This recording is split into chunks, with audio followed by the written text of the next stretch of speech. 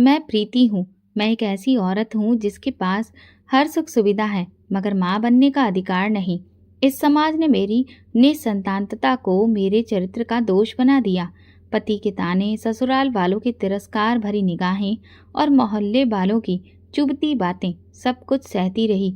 फिर एक दिन मैंने वो निर्णय लिया जो शायद किसी औरत को नहीं लेना चाहिए, मगर शायद मजबूरी वही होती है जो किसी को लाचार कर देती है। ये दोपहर की एक शांत घड़ी थी।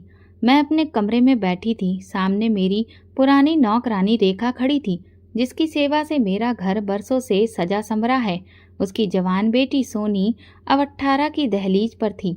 मासूम, चुपचाप, डरी हुई सी लड़की जो हमेशा अपनी माँ की आड़ में रहती थी। मैंने गहरी सांस ली और रेखा से कहा, मुझे तुमसे एक बात करनी है, एक बड़ी बात। रेखा ने चौंक कर मेरी ओर देखा। जी मैडम, मैंने शब्दों को चुन चुन कर बोला, जैसे खुद से भी छिपा रही हूँ। मैं चाहती हूँ कि सोनी मेरे पति से विवाह करे। रेखा की आंखें फैल गईं। चेहरे पर एक सन्नाटा छा गया, जैसे किसी ने उसके पैरों के नीचे से जमीन खींच ली हो। मैडम जी, आप ये क्या कह रही हैं? हम कहाँ, आप कहाँ? हम तो नौकर लोग हैं। उसकी आवाज़ कांपने लगी। मैंने धीरे से कहा, मैं जानती हूँ रेखा, तुम ऐसा क्यों सोच रही हो, लेकिन मेरा दिल टूट चुका है। मैं माँ बनना चाहती हूँ। बरसों से मैं तरस रही हूँ। मैं खुद निसंतान हूँ। मेरा पति मुझे औलाद न होने का दोष देता है। मैं ये सब सहते सहते थक चुकी हूँ। रेखा ने नजरें झुका ली। कमरे में खामोशी फैल गई। मैंने और करीब होकर कहा, तुम्हारी बेटी सिर्फ विवाह करेगी। सिर्फ एक बच्चा चाहिए मुझे, फिर मैं तलाक दिलवा दूंगी। तुम्हें 20 लाख रुपए दूंगी। रेखा की सांसें तेज हो गईं। वो मेरी तरफ देखती रही, जैसे परख रही हो, क्या ये वही प्रीति मैडम है या कोई और? मैडम जी, सोनी भी बच्ची है। उसकी सारी जिंदगी पड़ी है। आपकी दौलत अपनी जगह, लेकिन उसके शब्द लड़खड़ा गए। मैंने उसका हाथ थामा। रेखा, ये मेरी जिंदगी का सवाल है। मैं हर दिन मर रही हूँ। लोग कहते हैं औरत माँ बने तभी पूरी होती है। क्या मैं कभी पूरी नहीं हो पाऊंगी? रेखा के चेहरे पर दर्द की परछाइयां दौड़ने लगीं। उसकी आंखों में आंसू आ गए। शायद मेरी तकलीफ उसे भी चुभने लगी थी। आपका पति मान जाएगा? उसने धीरे से पूछा। मैंने पल भर के लिए खामोशी ओढ़ ली। मैं उसे मना लूंगी। मैंने सोच लिया है। मैं अपने दिल पर पत्थर रख चुकी हूँ। रेखा ने लंबी सांस ली और जमीन पर बैठ गई, जैसे उसके अंदर की दीवार टूट गई हो।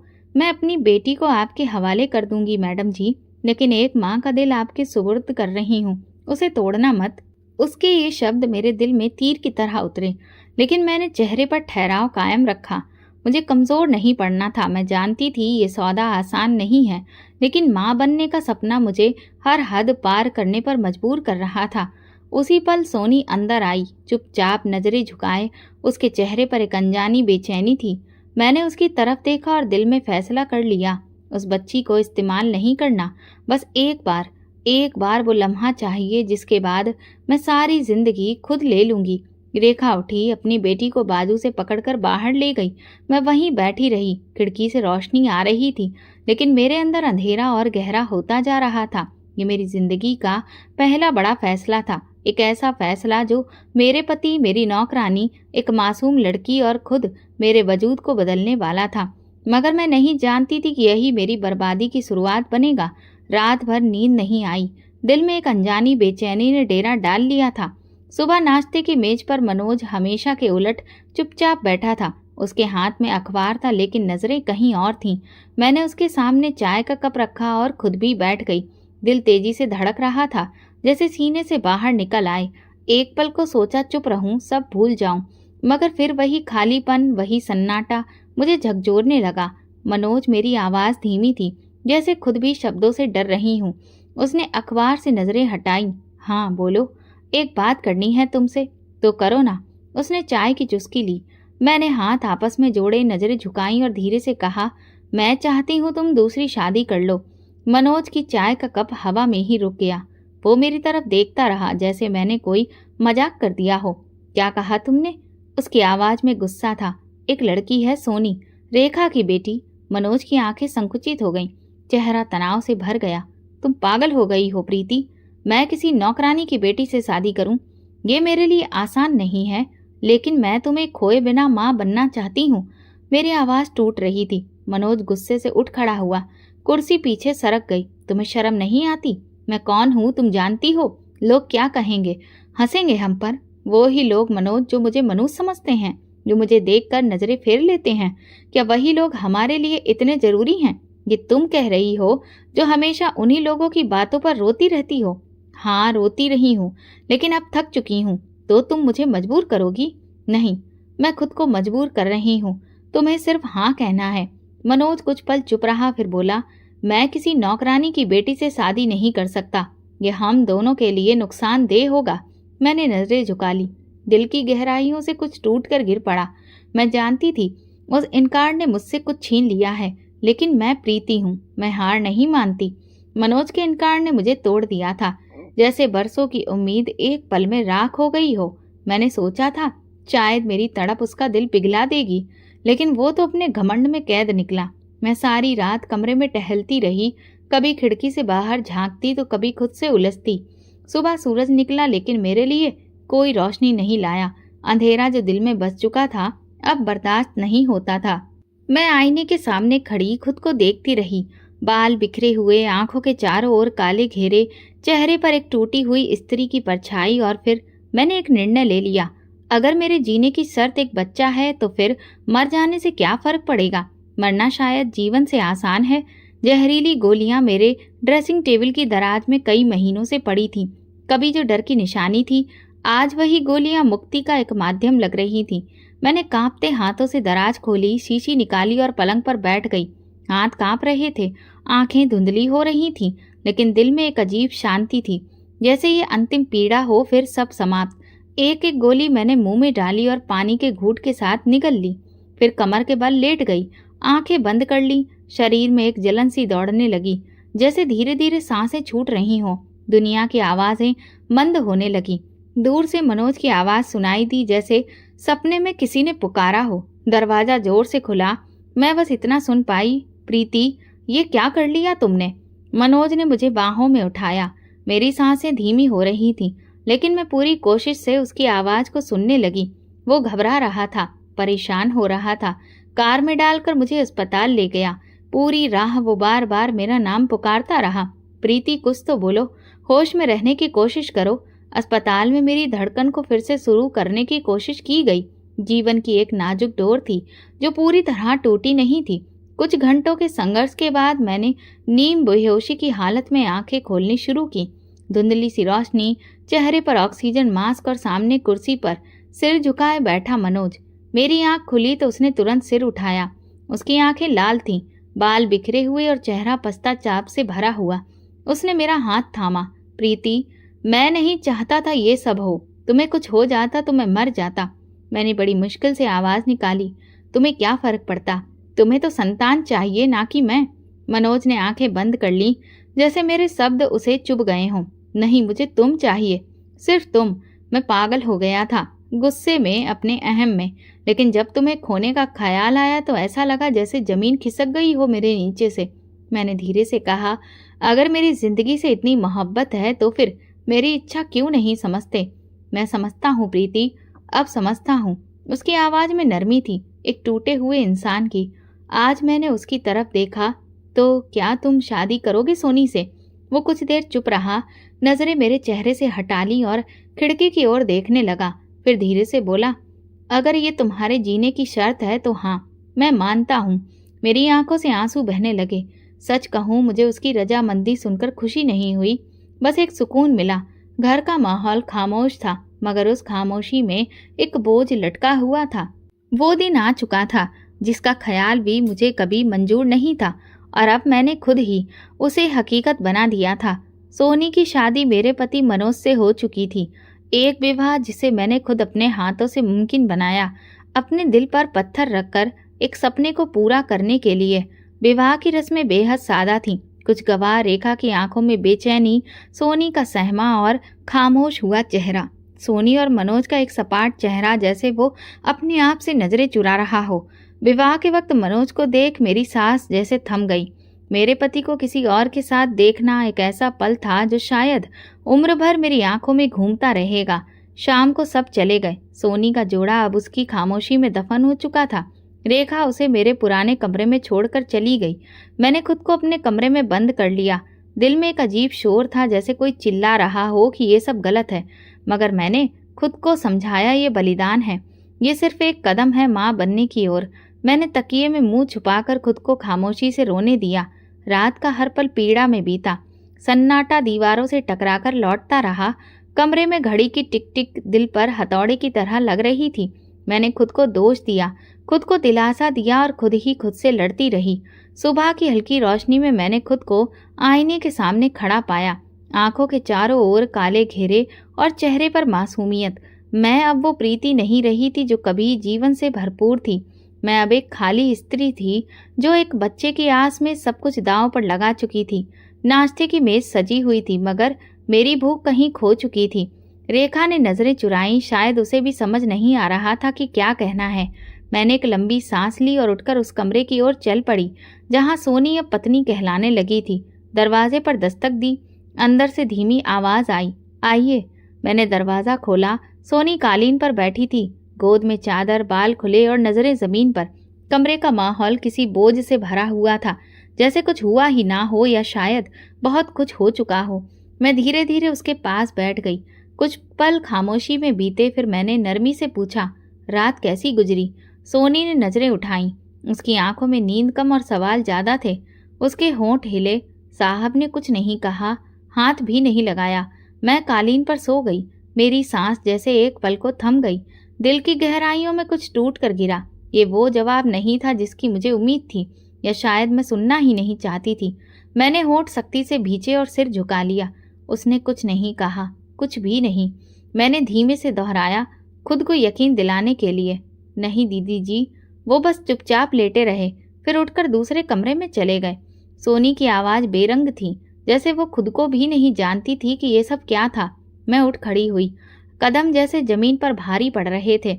एक अजीब गुस्से, दुख और उलझन ने मेरे दिल में चोट मारी। दरवाज़ा बंद करके मैं बाहर निकली। रेखा मेरी तरफ बढ़ी, कुछ कहना चाहा, मगर मेरे चेहरे को देखकर खामोश हो गई। मैं अपने कमरे में वापस आई और दरवाज़ा अंदर से बंद कर लिया।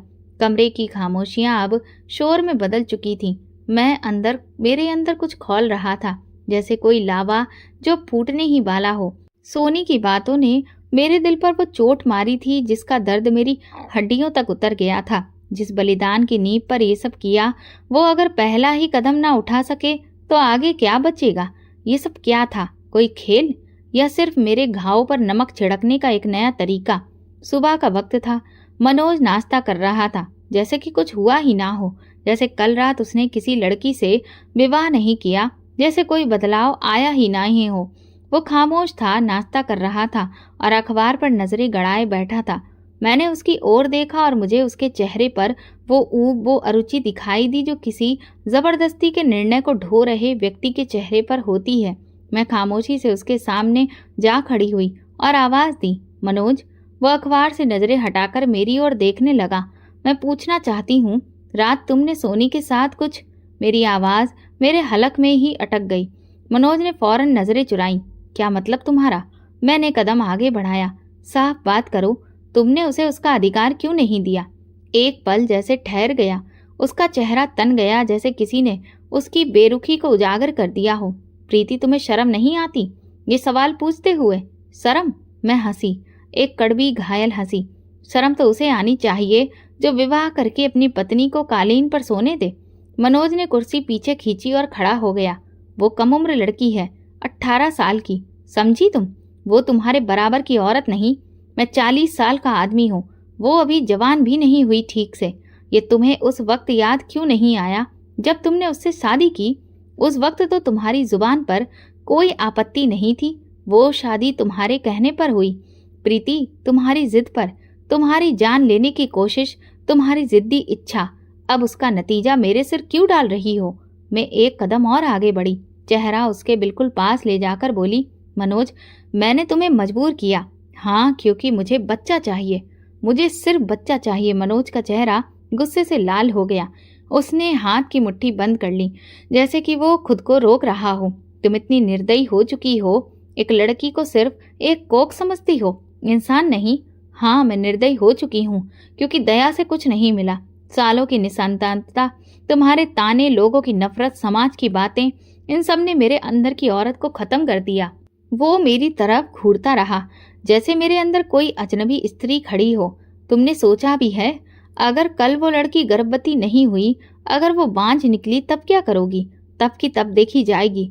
लेकिन अभी तुम उसके करीब जाओ, उसे उसका अधिकार दो, वरना सब कुछ बेकार है। और अगर मैं नहीं गया तो फिर बताओ, तुमने हाँ क्यों की थी? क्यों मुझे अस्पताल से जीवित घर लाए थे? क्यों मेरे हाथ थामे थे कि मेरी जान बचाओगे? क्या ये सब झूठ था? मनोज चुप हो गया। उसके चेहरे पर पछतावा भी था, गुस्सा भी और शायद डर भी। मैं जानती थी उसके लिए ये आसान नहीं था, लेकिन मैं अब कोमलता की कोई गुंजाइश नहीं छोड़ चुकी थी। मेरे अंदर सिर्फ खालीपन था, और वो खालीपन किसी की कोख से भरना था, चाहे किसी और की ही हो या मेरी खुद की। मनोज ने सिर झुका लिया, जैसे हार मान रहा हो, मगर उस हार में भी एक बगावत छुपी थी। वो नहीं चाहता था कि ये सब हो, लेकिन वो जानता था कि अब वापसी का दरवाज़ा बंद हो चुका है। मैं वहां से लौट गई, लेकिन मेरे कदमों में वजन था। हर कदम पर जैसे ज़मीर चिल्ला रहा था, मगर मैंने ज़मीर की आवाज़ को दबा दिया था। मैंने खुद को ये मानने पर मजबूर कर लिया था कि ये सब मैं किसी और के लिए नहीं, सिर्फ अपने लिए कर रही हूँ, अपने अंदर की उस प्यास के लिए जो बरसों से तड़प रही थी। घर के कोने कोने पर यह अदृश्य बोझ मंडरा रहा था, जैसे हर वस्तु थमी हो, निष्प्राण हो। सांसें भी ले रही थी, लेकिन सुस्त। वो समय जो मेरे सपने की पहली सीढ़ी होना था, अब उलझनों, झुंझलाहटों और एक ऐसी मौन पीड़ा में बदल चुका था जिसे शब्दों में पिरोना मुश्किल था। सोनी अब मेरे घर में मनोज की पत्नी थी, और मेरे लिए सिर्फ एक मकसद का जरिया। लेकिन मनोज जैसे खुद से भाग रहा हो।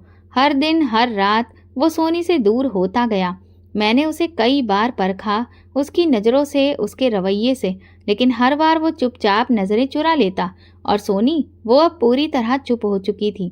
एक रात मैं मनोज के कमरे के बाहर से गुजर रही थी कि आहट सुनकर रुक गई। दरवाज़ा थोड़ा खुला था। मैंने अंदर झांका। कमरे में हल्की रोशनी थी। सोनी एक और चारपाई के किनारे पर बैठी थी और मनोज खिड़की के पास खड़ा बाहर देख रहा था, चेहरा उलझन से भरा, नजरें खोई हुई। मेरी सांस जैसे थम गई।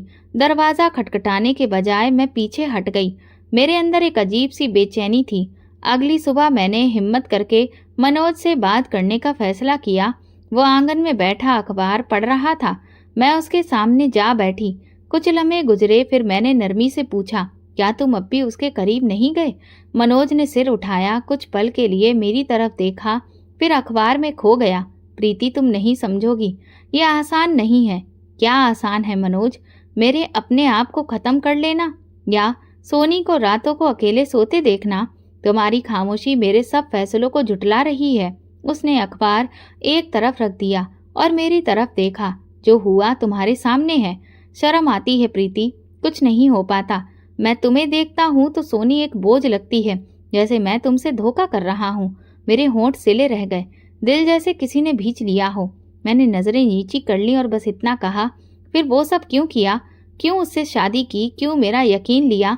अगर तुम ये सब कर नहीं सकते थे, तुमने मजबूर किया था। उसका स्वर धीमा पड़ गया था। मैंने तुम्हारी खातिर हाँ की, मगर मैं खुद को उसके करीब नहीं ला सकता। क्या तुम समझते हो कि ये सोनी के लिए आसान है? क्या वो कोई लकड़ी की गठरी है? एक शरीर जिसे जब चाहो इस्तेमाल करो और जब चाहो नजरअंदाज। मनोज चुप हो गया। शायद उसे अब सोनी की चुप्पी की पीड़ा महसूस हो रही थी। उसी रात जब मैंने सोनी के कमरे का दरवाज़ा धीरे से खोला, वो जाग रही थी। कमज़ोर रोशनी में उसका चेहरा फीका लग रहा था, जैसे किसी ने उसके सारे रंग छीन लिए हो। तुम सोई नहीं अभी तक? मैंने आहिस्ता से पूछा। नींद नहीं आती दीदी जी, वो नीचे देखते हुए बोली। मैं कुछ देर उसके पास बैठी रही, फिर दिल की गहराई से निकला, सोनी, कुछ भी कहने का दिल करे तो जरूर कहना। तुम इस घर में अकेली नहीं हो। वो धीरे से सिर हिला गई, लेकिन मैं जान गई थी कि वो अब अंदर से खाली हो चुकी है। ये चुप्पी सिर्फ डर की नहीं, पीड़ा की थी। मैं अपने कमरे में लौट आई। दिल में एक अजीब सा महसूस होने लगा। मैंने रात के अंधेरे में चुपचाप आसमान की तरफ देखा। वहाँ कोई तारा ना था, जैसे मेरी किस्मत का आसमान भी काला हो चुका था। और उन्हीं खामोश रातों में मैंने सोचना शुरू किया कि शायद मेरी किस्मत में माँ बनना लिखा ही नहीं, या शायद मेरी कोशिशें अभी भी अधूरी हैं। मगर एक बात तय थी, ये रिश्ता अब जिस तरफ भी जाए मुझे उसकी राहदारी खुद करनी होगी। चाहे मुझे और कितनी ही रातें चुप्पी में काटनी पड़े। खामोश रातों का सिलसिला जैसे बेहद बेहिसाब बढ़ता जा रहा था। हर गुजरते दिन के साथ मेरे अंदर का खालीपन और गहरा होता जा रहा था। मनोज की बेरुखी, सोनी की चुप्पी और मेरे अपने जज्बात की बेबसी, ये सब एक बंद दायरे में मुझे घुमा रहे थे, जहां से कोई रास्ता नजर नहीं आता था। मनोज अब रातों को घर देर से लौटता, बात कम करता, नजरें मिलाने से कतराता। एक सुबह जब सब अपने कमरों में थे, मैंने सोनी के दरवाजे पर दस्तक दी। वो धीरे से दरवाजा खोलकर मेरे सामने आई, चेहरे पर एक अजीब सी थकान और चुप्पी। वो कुछ बोली नहीं, बस नजरें नीचे किए खड़ी रही।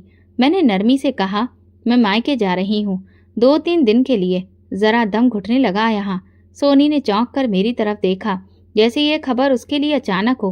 कुछ कहने के लिए लब खुले, फिर वो रुकी और धीरे से बोली, कुछ काम हो तो बताना दीदी जी। मैंने उसके कंधे पर हाथ रखा। हाँ, तुम भी अगर कुछ कहना चाहो, कुछ भी, तो मुझे फोन करना, तुम अकेली नहीं हो। सोनी ने नजरें मेरी आंखों में गाड़ दी, जैसे कोई फैसला कर चुकी हो। आप ना जाएं दीदी जी। मेरे पैरों तले जमीन जैसे खिसक गई। उसके लहजे में अजीब सी घबराहट थी। ये क्यों कहा तुमने? मैंने धीरे से पूछा। सोनी ने नजरें हटा ली। बस यूं ही दिल में आया। मैं कुछ कहना चाहती थी, कुछ पूछना, मगर फिर खुद को रोक लिया। दिल ने कहा, छोड़ दो, शायद ज्यादा सोच रही हो। कुछ दिन के लिए दूर जाना बेहतर है, शायद इस वक्त दिमाग को कुछ सुकून दे। मैंने अपना सामान पैक किया, मनोज को एक संदेश भेजा, 2 दिन के लिए मायके जा रही हूँ। जवाब आया भी तो सिर्फ ठीक है, ख्याल रखना। गाड़ी में बैठते वक्त घर की दीवारें कुछ और ही लगने लगी, जैसे पीछे कुछ अधूरा छोड़कर जा रही हूँ। सोनी का चेहरा आंखों में घूम रहा था, उसकी आंखों की नमी, उसकी आवाज की कांपती लय और वो आखिरी वाक्य, अभी मत जाओ, घूम रहा था। ये वाक्य मेरे मन में ऐसे चिपक गया जैसे सदियों पुराना कोई सपना, जो जागते में भी पीछा न छोड़े। माँ के घर आकर भी मैं चैन से ना रह सकी। अम्मा बार बार पूछती, ठीक हो ना, क्या हुआ है? और मैं हर बार झूठ बोलती, सब ठीक है, बस थोड़ी थकान है। मेरे हाथों में चाय का कप था और दिमाग में सोनी। उसकी आंखें मेरे दिल दिमाग में तस्वीरों की तरह छिपी थीं। 2 दिन गुजर गए। मैंने खुद को समझाया कि ये वक्त शायद बेहतर है। शायद सोनी और मनोज इस दौरान एक दूसरे के करीब आ जाएं। शायद मेरी गैर मौजूदगी उनके बीच की दीवार गिरा दे। मगर दिल की गहराइयों में एक उलझन थी, जो हर पल और भी ज्यादा गहरी होती जा रही थी। तीसरे दिन शाम को सोनी का कोई संदेश न आया। रेखा ने भी संपर्क नहीं किया। मैंने फोन उठाया, नंबर मिलाया, मगर कॉल उठाई न गई। दिल में हल्का सा डर बैठ गया। मैंने अगली कॉल मनोज को की। इस बार उसने तुरंत फोन उठा लिया। सब ठीक है? मैंने जल्दी से पूछा। हाँ, सब ठीक है, तुम चिंता मत करो। मनोज की आवाज में वही सपाट लहजा था, जैसे कुछ छुपाने की कोशिश कर रहा हो। मैंने सोनी के बारे में पूछना चाहा, मगर उसने बात का रुख बदल दिया।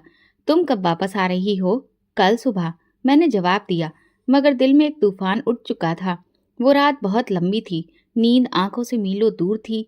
मैं नहीं जानती थी मेरी गैर मौजूदगी में क्या हो चुका है, लेकिन इतना यकीन था कि कुछ तो ऐसा है जो मेरी वापसी का इंतजार कर रहा है, कुछ जो मुझे झंझोड़ कर रख देगा, कुछ जो शायद सब कुछ बदल देगा। सुबह सूरज निकला तो मैंने खुद को फिर उसी दोहरे रास्ते पर पाया, जाना है या नहीं। लेकिन अजीब बात थी, दिल जैसे चाहता भी था कि मैं अभी ना जाऊं। शायद डर था, शायद थकान, या शायद जिद। फोन उठाया और सोनी का नंबर मिलाया। दूसरी बैल पर उसने फोन उठा लिया।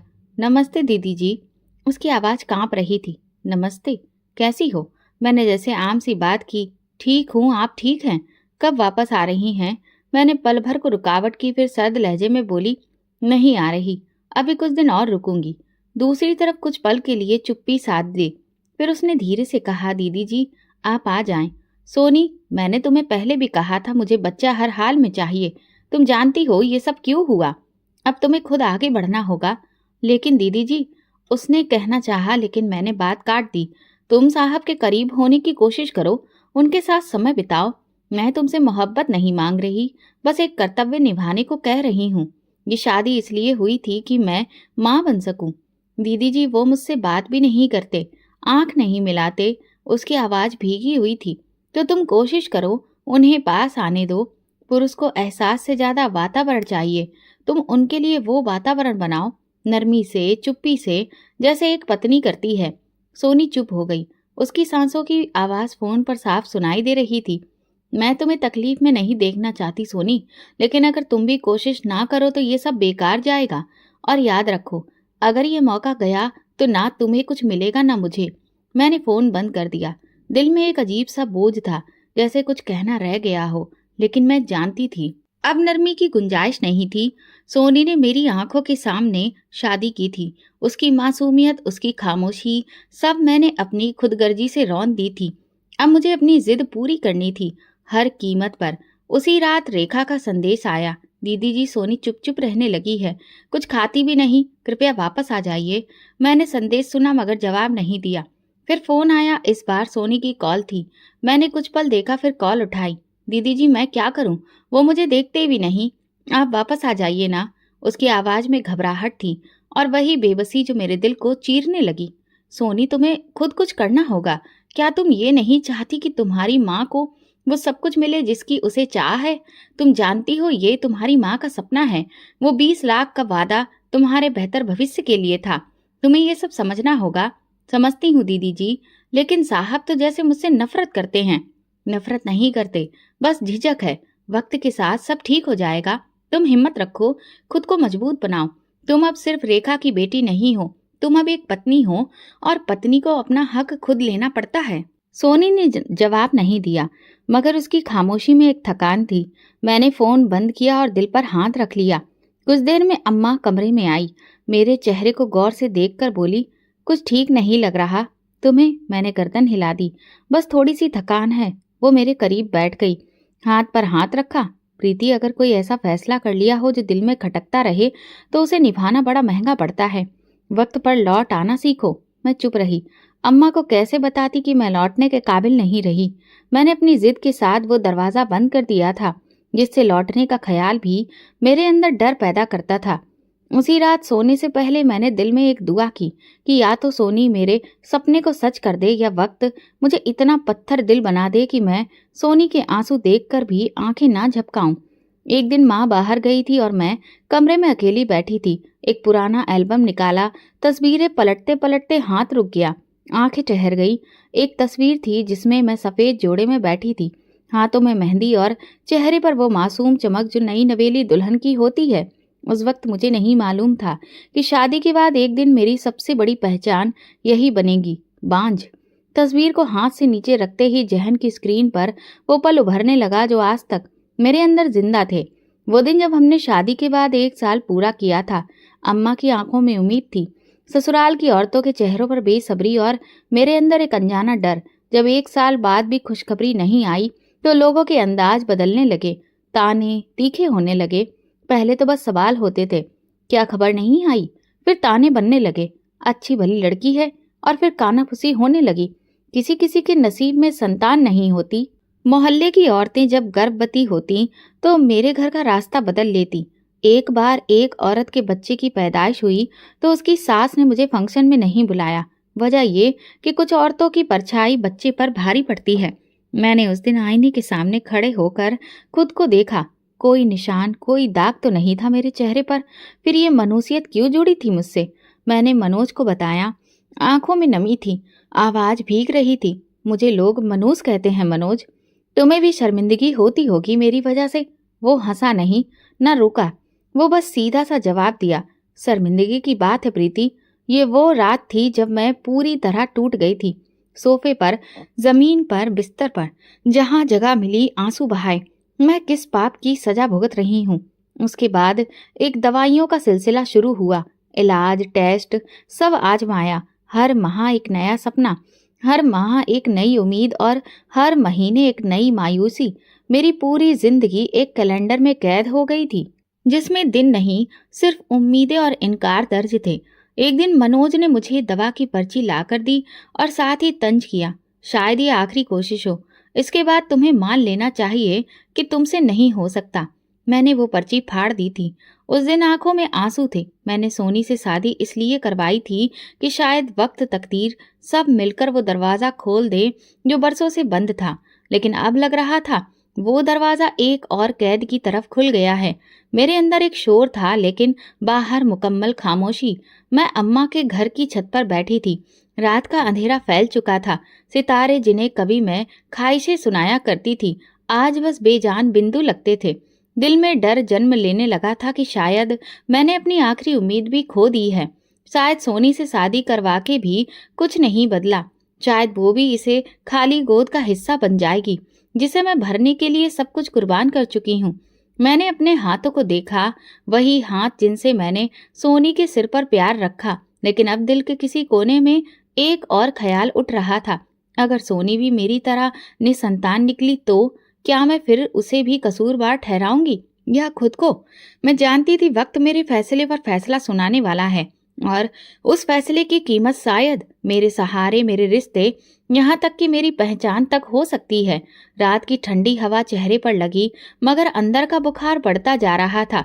माँ जी की दहलीज पर खड़े होकर मैंने सिर्फ इतना कहा, अगर ये कुर्बानी भी व्यर्थ गई तो फिर बस अफसोस रह जाएगा, क्योंकि मैंने सिर्फ एक गोद भरने की ख्वाहिश की थी, बस एक गोद। अतीत की दहलीज पर बैठी मैं अभी ये सब सोच रही थी। अचानक मोबाइल की घंटी ने मुझे चौंका दिया।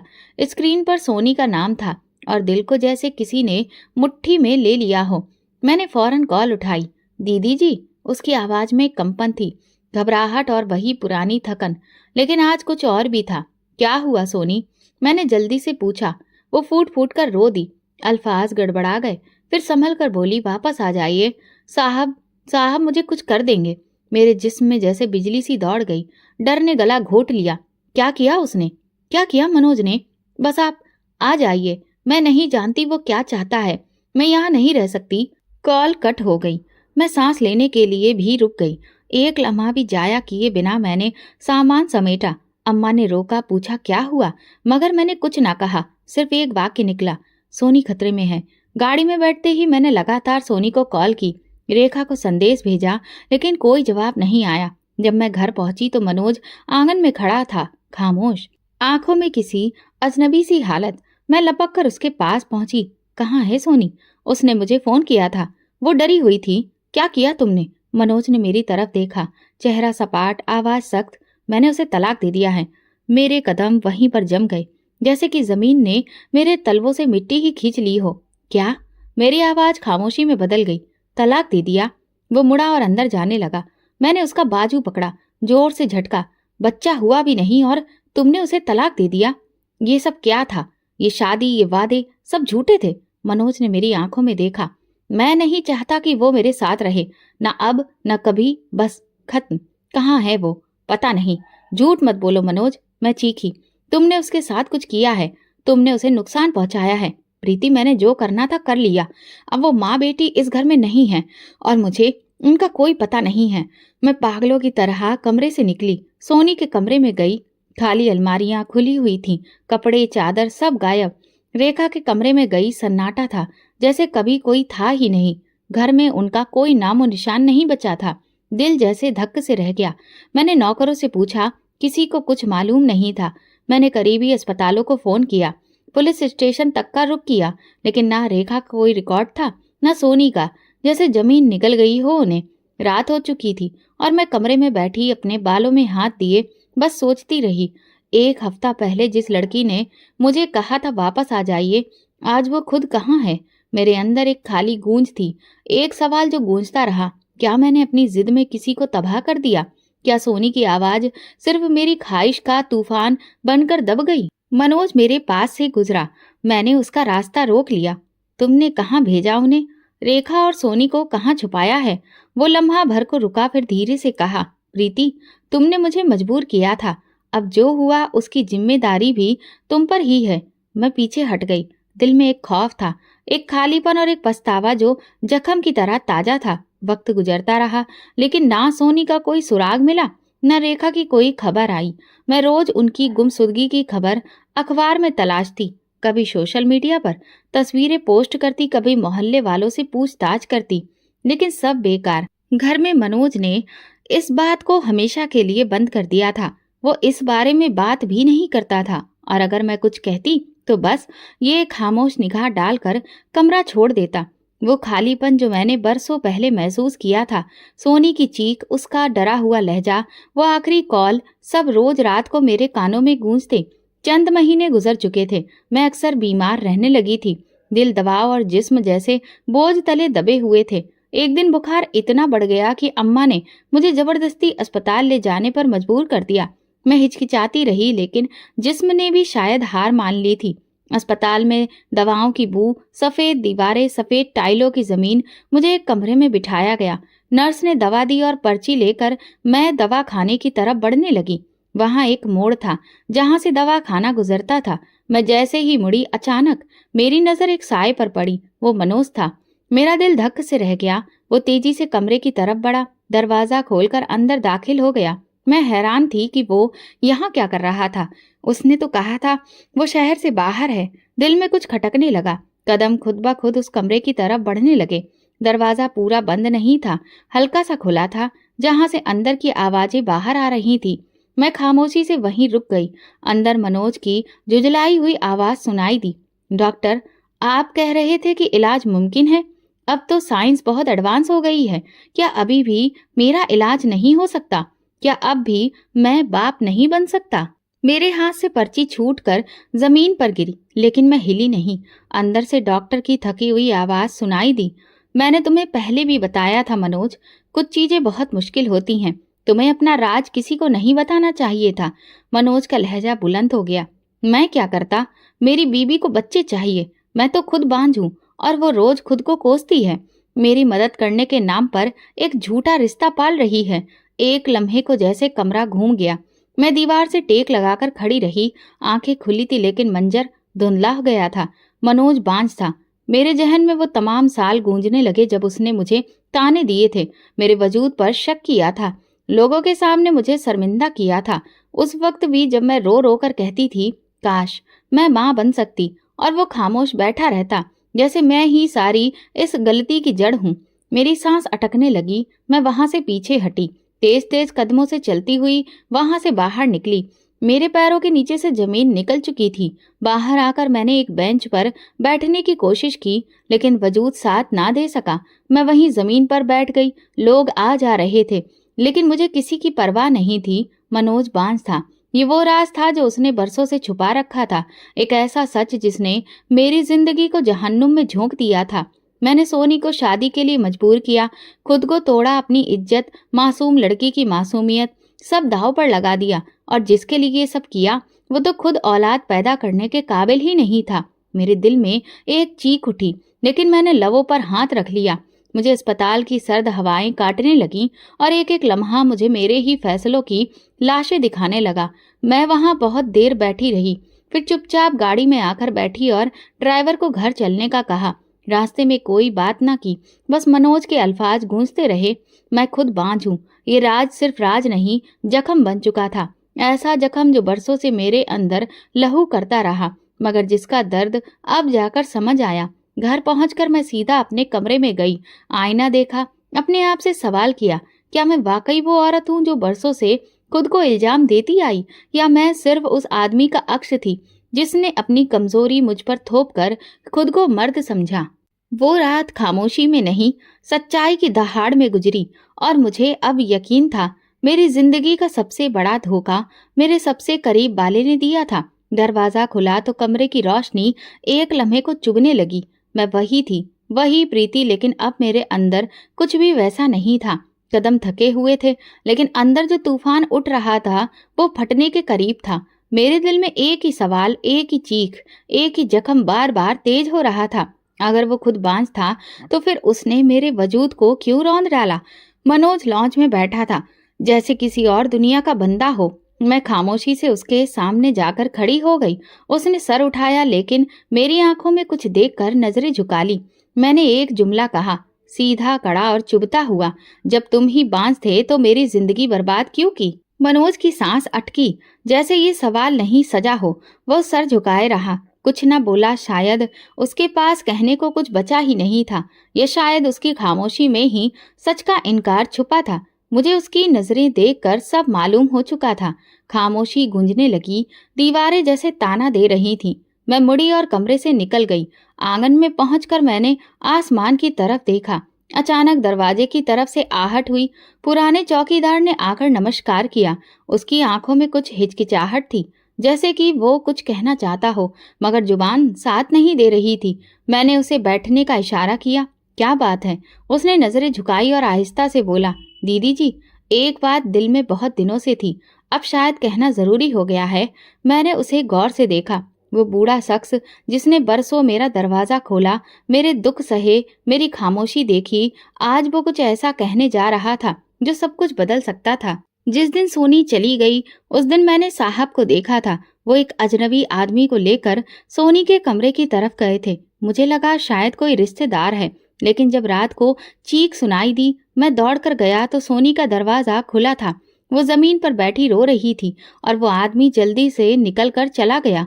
मेरी आंखों में वहशियत उतरने लगी। नजरें उठाई, साहब ने उसे चुप करवाया और दूसरे दिन रेखा को बुलाकर कहने लगे, इस शहर से चली जाओ, और उसे तलाक दे दिया।